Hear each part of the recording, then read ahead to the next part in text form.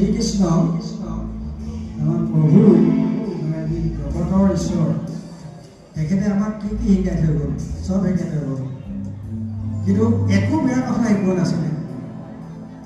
চুৰ কৰিবলৈও শিকাইছিলে, কিন্তু চুৰ কেনেকৈ কৰিব লাগে, কাৰো অনিষ্ট নোহোৱাকৈ চুৰ কৰিছিলে। গোপিনীৰ লগত প্ৰেমো কৰিছিলে, কিন্তু কি প্ৰেম কৰিছিলে তেওঁ?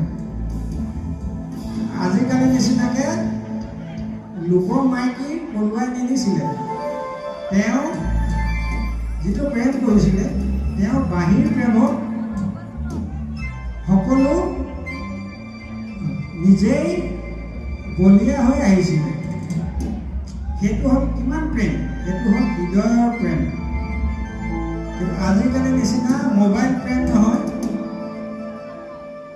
2-3টা ল'ৰা এৰি মাইকী পলাই যোৱা প্ৰেম নহয়। শ্ৰীকৃষ্ণ প্ৰেম আছিলে অময়া প্ৰেম, যিটো অময়া বুলি কওঁ আমি।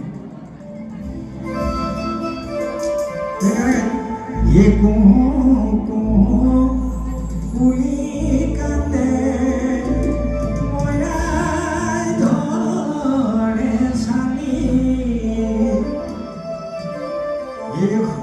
নহল বিনা